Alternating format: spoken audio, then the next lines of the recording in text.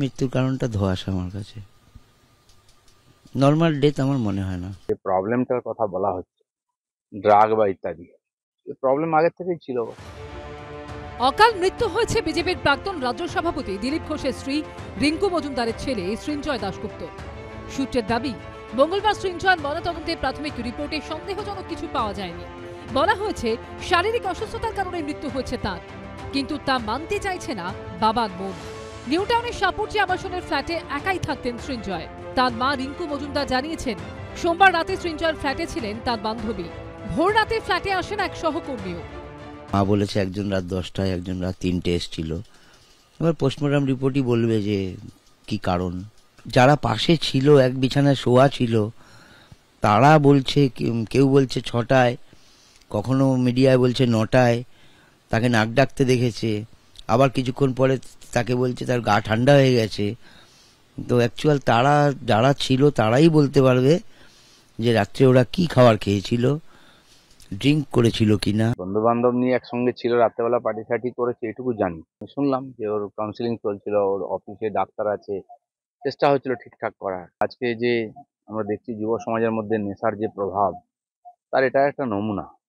কতদূর হয়েছে, কি নেশা নিয়েছে কিনা, সে তো কিছু বলতেই পারেনি, সে তো আগেই শেষ হয়ে গেছে। এই ঘটনায় অস্বাভাবিক মৃত্যুর মামলা রুজু করে তদন্তে নেমেছে নিউ টাউনের টেকনোসিটি থানার পুলিশ। সূত্রের খবর, সোমবার যারা সৃঞ্জয়ের ফ্ল্যাটে ছিলেন তাদের বয়ান রেকর্ড করা হয়েছে। বিয়ে হয়ে চলে যাচ্ছে, এটা একটা মেন্টাল, মানে ওর বুঝতে না দিলেও আপসেটনেস ছিল, যার জন্য সোশ্যাল অনুষ্ঠানটা তো ছিল না। মা একটা ডিসিশন নিচ্ছে, সে যদি ভালো থাকে ভালো, অবশ্যই থাকুক। বাহ্যিক ও সবাইকে দেখিয়েছে, মেনেছে, হয়তো বাই হার্ট মানতে পারেনি আর কি, যে একদম অ্যালোন হয়ে গেলাম, বাবার কাছ থেকে চলে আসলাম, মাও চলে গেল, মানে গুরুত্বহীন হয়ে পড়েছিল ছেলেটা। তো মাও গিয়ে থেকে এসছে, বন্ধু বান্ধব নিয়ে ছিল, তো 3জন বন্ধু একসঙ্গে থেকে একা থাকেনি। ময়নাতদন্তের রিপোর্ট আসার পর পরবর্তী পদক্ষেপের কথা জানিয়েছেন মৃতের কাকা।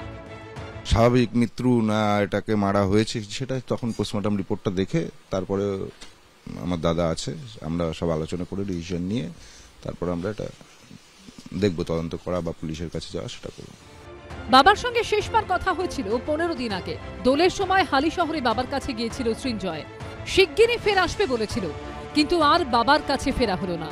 মৈক ঠাকুর চক্রবর্তী, সুবিনন পাল ও রঞ্জিত সাউয়ের রিপোর্ট, এবিপি আনন্দ।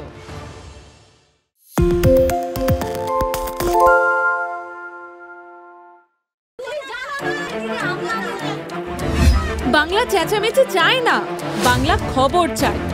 বাংলা খবর, বাংলার খবর।